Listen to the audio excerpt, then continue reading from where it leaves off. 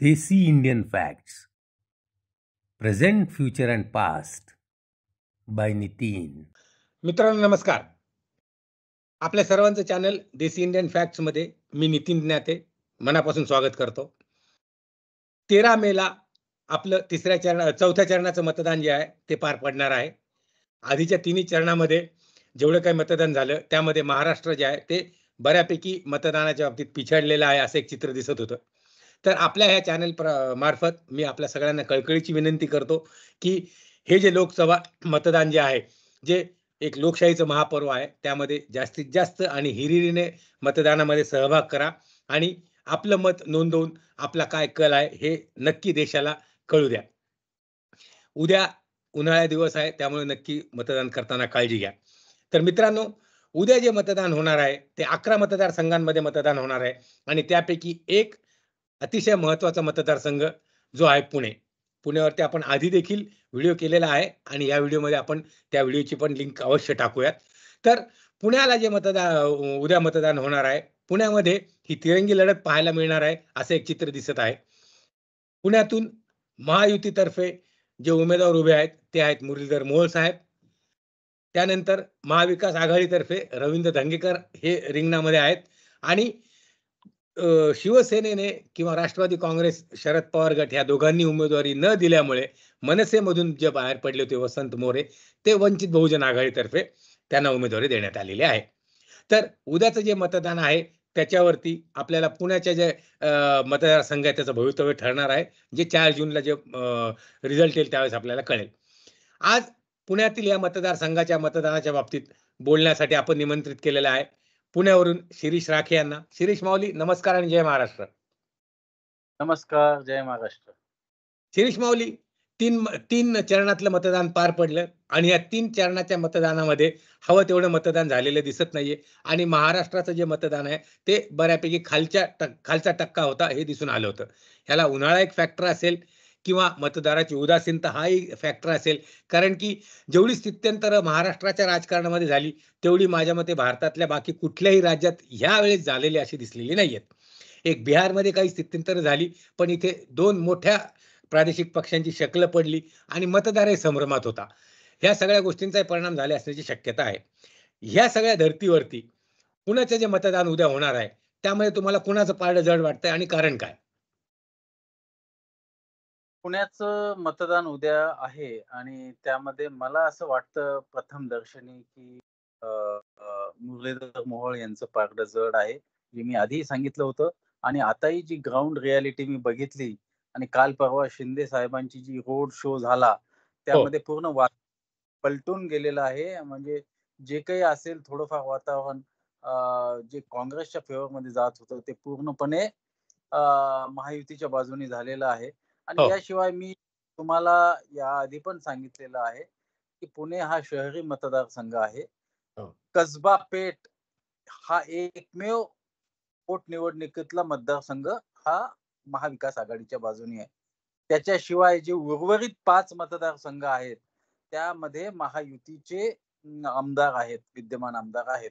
तर एकंदरीत सगळी परिस्थिती बघून यावेळेस धंगेकरांना अवघड आहे आणि मुरलीधर मोहोळ यांना ही फिक्स सीट पुण्यातनं निवडून येणार आहे असं मी 1, 2, 4 जणांकडे नाही ऐकलं तर कमीत कमी 15 ते 20 लोकांकडनं मी ग्राउंड लेवलला ऐकलेलं आहे. तर त्यामुळे माझ्या मनात तिळमात्र शंका नाही की मुरलीधर मोहोळ यांना हे चांगल्या मताधिक्याने पुण्यातनं निवडून येणार. बरं, कारण शिरीष माऊली एक तुम्हाला सांगायचं होतं, जी आता पोटनिवडणूक झाली होती, बापट साहेबांच्या मृत्यूनंतर जी पोटनिवडणूक झाली होती, त्या निवडणुकीमध्ये महाविकास आघाडीला यश मिळालं होतं आणि तो भारतीय जनता पार्टीसाठी आणि महायुतीसाठी एक फार मोठा धक्का होता. तर ते जे मिळालं त्यानंतर महायुतीला हा जो झटका बसला त्यामुळे महाविकास आघाडीचा कॉन्फिडन्सही वाढला होता आणि लोकांमध्ये एक मेसेज गेला होता की पुणे जे आहे ते जरी मागच्या 2 निवडणुकींपासून भारतीय जनता पार्टी किंवा महायुतीकडे असेल तरी ते वापस घेणं हे अवघड नाहीये, अशक्य नाहीये, असा एक मेसेज गेला होता. तर हा जो मेसेज गेला होता त्या व्यतिरिक्त तुम्हाला आणखीन एक सांगायचं आहे की जो अल्पसंख्याक मतदार जो आहे तो बऱ्या प्रमाणात आणि पूर्ण प्रमाणात जरी एकवटला असं म्हणलं तरी ते वावगं ठरणार नाही. तरी तुम्हाला असं वाटतं की धंगेकरांचं पारडं जड आहे, आपलं मोहळांचं पारडं जड आहे, कारण काय? हो, नक्कीच. कारण काय आपल्याला या गोष्टीमध्ये विस्तृतपणे चर्चा करावी लागेल, की विधानसभेची पोटनिवडणूक आणि त्यावेळेस असणारं राजकीय समीकरण आणि सध्या परिस्थिती यात तफावत आहे. खूप जास्त तफावत आहे. आपल्याला त्या त्या इलेक्शनचा आणि ह्या इलेक्शनचा आपल्याला कंपॅरिझन करताना बऱ्याचशा गोष्टी बऱ्याचशा गोष्टींना मध्ये ठेवून त्याचा विचार करावा लागणार आहे. कारण जशा ती की पोटनिवडणूक आणि त्याशिवाय त्यामध्ये असं झालं, की मुक्ता टिळक त्या विद्यमान आमदार होत्या आणि त्यांचं निधन झाल्यानंतर त्यांच्याच घरातलं कोणीतरी टिळक यांना शैलेश टिळक किंवा त्यांचा मुलगा यांना तिकीट मिळणं अपेक्षित होतं. ते मिळालं नाही. त्यामुळं बराचसा ब्राह्मण समाजही नाराज झाला होता आणि बरोबर, कसब्यामध्ये ब्राह्मण समाज यांचं मतदान खूप मोठ्या प्रमाणात आहे. म्हणजे बरोबर, त्यात असं झालं, की एकतर समाज मतदानाला फिरकलाच नाही बरोबर, आणि न फिरकल्यामुळे रवींद्र दंगेकरांना त्यावेळेस तो दंगेकर पॅटर्न सेट झाला. पण तो बरोबर. पॅटर्न सेट होत असताना आपण हाही विचार केला पाहिजे, की तो पोटनिवडणुकीतला त्यावेळेस पुरता पॅटर्न होता. बरं, लोकसभा निवडणूक ही वेगळी निवडणूक असते. त्यामुळे त्याचं कंपॅरिझन हे लोकसभा निवडणुकीत आपण लावू शकत नाही. आणि बरोबर. त्याच अनुषंगाने मी सांगतोय, की मुरलीधर मोहोळ अण्णा यांना एज आहे आणि ते निवडून बरं. येतील. दुसरी गोष्ट म्हणजे ज्यावेळेस ते मतदान झालं होतं, त्यावेळेस शरद पवार गट हा वेगळा झालेला नव्हता, बरोबर? हो, हो. त्यावेळेस त्यावेळेस तो शरद वेगळा पवार झालेला नव्हता आणि त्यांचं कारण की एक शरद पवार गट त्याची शक्ल पडलेली नव्हती. आता अजित पवार गट जो आहे, तो आता वेगळा झालेला आहे आणि तो जो वेगळा झालेला आहे, त्याचं जे ओव्हरऑल बलाबल जे आहे ते बऱ्यापैकी आहे पुणे मतदारसंघात असंही तुम्हाला वाटतं, बरोबर? हो, हो. नक्कीच, नक्कीच. बरोबर, बरोबर. तानाजी माऊली नमस्कार, जय महाराष्ट्र. जय महाराष्ट्र, नमस्कार. तानाजी माऊली, आपली चर्चा चालू आहे पुणे लोकसभा मतदारसंघावरती आणि एकंदरीत पुणे मतदारसंघाचं चित्र पाहता मुरलीधर मोहोळ यांचं पारडं जड आहे असं जाणवतंय. त्यांच्यासमोर रवींद्र धंगेकर साहेब उभे आहेत आणि वंचित बहुजन आघाडीतर्फे जे आधी पूर्वाश्रमीचे महाराष्ट्र नवनिर्माण सेनेचे वसंत मोरे हे उभे आहेत. तर एकंदर होरा असा दिसतोय की मुरलीधर मोहोळ यांचं पारडं जड आहे असा एक एकंदर होरा दिसतोय. तुमचं काय म्हणणं आहे? नाही माऊली, पुणे लोकसभा मतदारसंघामध्ये फारच अटीतटीची लढाई आहे. बरं. आणि रवींद्र धंगेकर हे सुद्धा अतिशय 24 आवर्स उपलब्ध असणारे म्हणजे व्यक्तिमत्व आहे.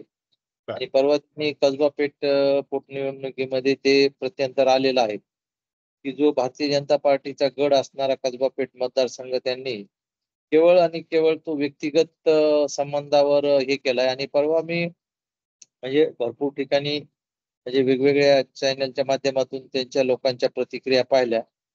तर म्हणजे जनरल लोकांचं असं म्हणणं आहे की रवींद्र धंगेकरच हेच आमचे म्हणजे काय म्हणतात त्याला म्हणजे उमेदवार किंवा आवडीचे उमेदवार आहेत. पण एक आहे की काही क्रीम सोसायटी ज्या आहेत किंवा सुशिक्षित मतदार किंवा जे असे हे कॉर्पोरेट मध्ये काम करणारे लोकांचा म्हणजे ज्यांना की फार काही म्हणजे संबंध येत नाही अशा लोकांचा ओढा मुरलीधर मोहोळकडे आहे. पण जनसामान्यांचा ओढा निश्चितच रवींद्र धंगेकरांकडे आहे. तर निवडणूक म्हणजे अटीतटीचीच आहे त्या पुणे लोकसभा मतदारसंघामध्ये. आणि हे जे आपले वंचितचे जे उमेदवार आहेत आपले वसंत वसंत मोरे मोरे साहेब.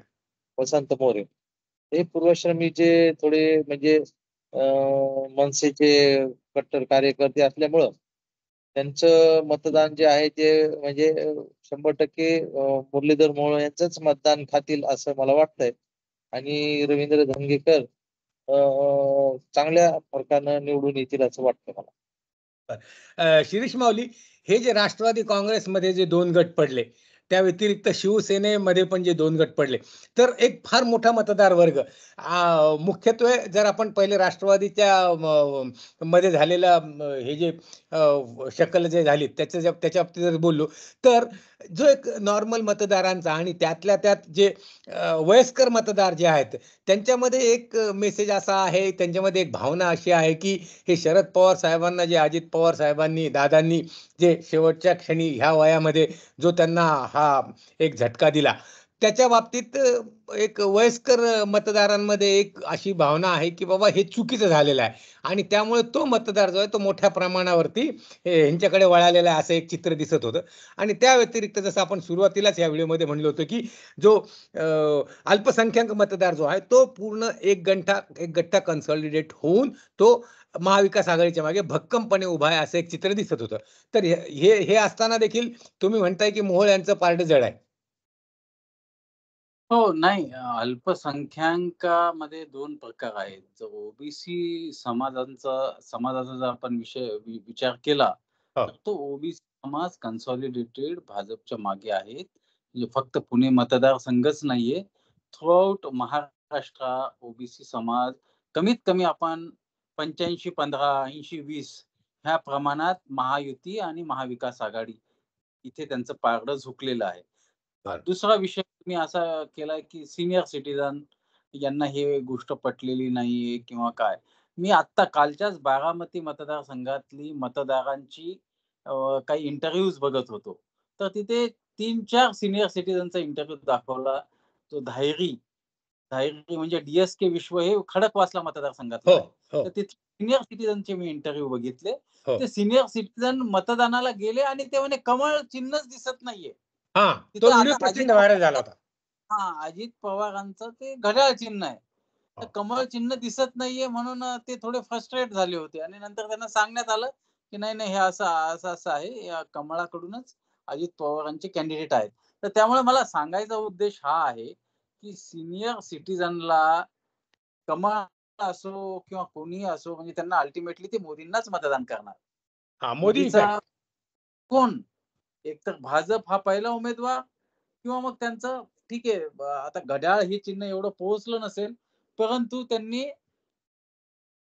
मोदी साहेबांसाठी मतदान केलेलं आहे. म्हणजे त्यांच्यात नाराजी बिलकुल नाही आणि ओबीसींची पण नाराजी नाही. बरोबर, बरोबर.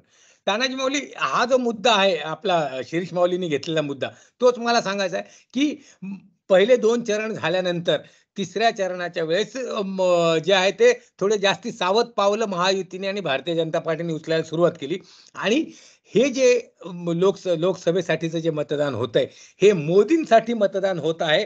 हे चित्र जे आहे, हे चित्र महाराष्ट्रातल्या जनतेवर बिंबवण्यात ते थोड्याफार प्रमाणात किंवा बऱ्याच प्रमाणात यशस्वी झाले, असंही म्हणता येईल. म्हणजे ही जी निवडणूक आहे, मोदींसाठी निवडणूक लढवण्यात येत आहे. हे एक हा एक मोदी इफेक्ट आणि दुसरी गोष्ट म्हणजे तुम्ही जे आधीच्या पोटनिवडणुकीच्या बाबतीत बोलला होतात, तर त्या पोटनिवडणुकीच्या वेळेस राष्ट्रवादी काँग्रेस जे आहे त्याचे 2 भाग झालेले नव्हते. एक संघ राष्ट्रवादी काँग्रेस जे आहे ते महाविकास आघाडीमध्ये धंगेकरांच्या बरोबर उभा होता. पण त्यानंतरच्या काळामध्ये राष्ट्रवादी काँग्रेसमध्ये 2 फाट झाले. अजितदादा पवार यांचा एक फार मोठा वर्ग जो आहे तो पुण्याच्या लोकसभा मतदारसंघामध्ये आहे. तर असं असताना मग तुम्हाला रवींद्र धंगेकरांचं पारडं जड वाटण्याचं कारण काय? नाही. मुळामध्ये त्यावेळेस तुम्ही म्हणल्याप्रमाणे की राष्ट्रवादीमधली खूप त्यावेळेस नव्हती. पण आता जी मेन क्रायटेरिया जो आहे तो मराठा आंदोलन आहे. हं. आणि मराठा जिथं कुठं असतील मग ते सगळे असतील पश्चिम महाराष्ट्रात असो की पुण्यात असो त्यांची पूर्ण सहानुभूती शरद पवाराबद्दल आहे. हं. आणि मराठा म्हणजे जवळपास समजा एक असं गृहीत धरलं तर महाराष्ट्रात एक 100% मराठा आहेत. हो. तर 85% मराठा भारतीय जनता पार्टीच्या विरोधात मतदान करत आहेत ही वस्तुस्थिती आहे.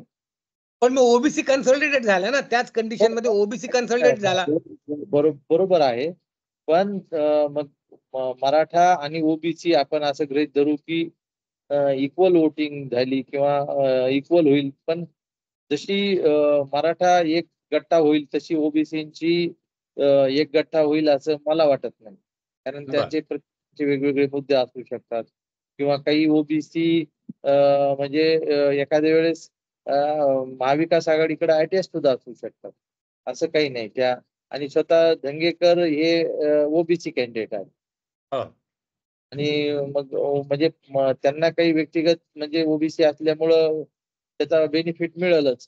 पण बर सगळ्यात बेनिफिट जो आहे ते तुम्ही म्हणल्याप्रमाणे मायनॉरिटी आणि एससी एसटी बर हे जे नाही का 22% नाही मोदी इफेक्ट एवढा परिणामकारक ठरला नाही असं तुम्हाला नाही, वाटतं का? या निवडणुकीमध्ये आदरणीय प्रधानमंत्री यांचा कुठलाच म्हणजे फॉर्म्युला सक्सेस होत नाही. आणि त्यांची जी भाषणं आहेत किंवा त्यांचं जे आहे ते म्हणजे मीच म्हणत नाहीये, म्हणजे आपण तोच तोपणा आला असं लोक म्हणतात. तोचपणा आहे, कंटाळवाणे आहे. आणि मूळ समस्या महाराष्ट्रात किंवा इतर ठिकाणी ज्या आहेत ना, ह्या शेतीविषयक प्रश्न आहेत माऊली. ज्या शेतीविषयक प्रश्नाला त्यांनी पूर्णपणे यू टर्न घेतलेला आहे. शेतीविषयक प्रश्न हा त्यांचा विषयच आत्मीयतेचा ठेवलेला नाहीये. आणि शेतीविषयक आपल्या महाराष्ट्रात काय माहिती का, की जवळपास सगळ्यांशी शेतीशी निगडीत असणारा, म्हणजे जरी तो पुण्यात राहत असला तरी काही गावाकडं म्हणा किंवा कुठेही त्यांचा शेती निगडीत व्यवसाय आहे, त्यांचे भाऊबंदकी आहेत. आणि मग त्यांचं इनपुट जे आहे या आधारे म्हणजे त्यांचं जे केंद्र सरकारवरची नाराजी या गोष्टीचा दुष्परिणाम यावर्षी म्हणजे जास्त जाणवत आहे. आणि मग त्या काळात सुद्धा 2019 आणि म्हणजे मताचा जर किती हे असेल तर भरपूर म्हणजे त्या 2019ला ओव्हरटेक करून लोक म्हणजे विरोधी पक्षांना सहकार्य करत आहेत असं वाटतं. बर शिरीष माऊली, जसं ह्यांनी एक वसंत मोरे साहेबांचा एक मुद्दा उचलला होता. ही गोष्ट तर आपल्याला माहितीच आहे की वसंत मोरे जे ते महाराष्ट्र नवनिर्माण सेनेचे होते आणि आता त्यांना वंचित बहुजन आघाडीने उमेदवारी दिलेली आहे. तर वसंत मोरेंना जे जाणारं मतदान आहे ते एक महाविकास म्हणजे महाराष्ट्र नवनिर्माण सेनेचं होतं आणि ते मतदान जर त्यांना मिळालं तर ह्याचा नुकसान जे आहे ते निश्चितपणे कन्फर्म जे आहे ते मोहळांना होईल असं एक चित्र आहे. तर मग ह्या नुकसानीचा काही तोटा होणार नाही असं वाटतं का मोहोळ साहेबांना? नाही, वसंत मोरे जे मतदान घेणार आहेत, त्याआधी मनसे ही मागच्या वेळेस महाविकास आघाडी सोबतच होती. आता उलट मोहोळांना जे काही मिळेल ते प्लस आहे मनसेचं. कारण ते बाय डिफॉल्ट मागच्या वेळेस सगळं महाविकास आघाडीकडेच मतदान होतं, कारण त्यांनी महायुतीला पाठिंबा दिलेलाच नव्हता. त्यामुळे जे काही मतदान मनसेचं मिळणार आहे महायुतीला, ते ऍडिशनल आहे आणि ते बोनस आहे, असं मला म्हणायचं. तर मित्रांनो, आणि नितीन माऊली एक सांगतो मी की जे मोहळांचं जे मतदान आहे म्हणजे उच्चभ्रू वस्तीतलं किंवा क्रीम किंवा हाय सोसायटी मधलं, हे मतदानाचा टक्का फार कमी होतो. आणि जो सामान्य वर्ग जो आहे त्याचा मतदानाचा टक्का जास्त होतोय. म्हणजे इथंच मुरलीधर मोहोळांना जे काही म्हणजे पडणारं हक्काचं मतदान आहे तेच मुळामध्ये मतदान करत नाहीत, ही म्हणजे मोहोळांसाठी वीक पॉइंट आहे. बर, पण तानाजी माऊली नितीन माऊली, मी हे सांगतो, 3-3.25 लाखाचं लीड कमी होऊन 1-1.5 लाख 1 लाख एवढं होईल. आता ह्या छोट्या छोट्या गोष्टीत जे तानाजी माऊली सांगतात त्याचा परिणाम 2.5 लाख मतदान कमी होईल किंवा त्यांना जाईल. मोहोळ 1 लाखापेक्षा जास्त मताधिक्याने निवडून येत आहेत, हे सांगतोय मी. तर मित्रांनो, निष्कर्ष काढणं खरंच अवघड आहे.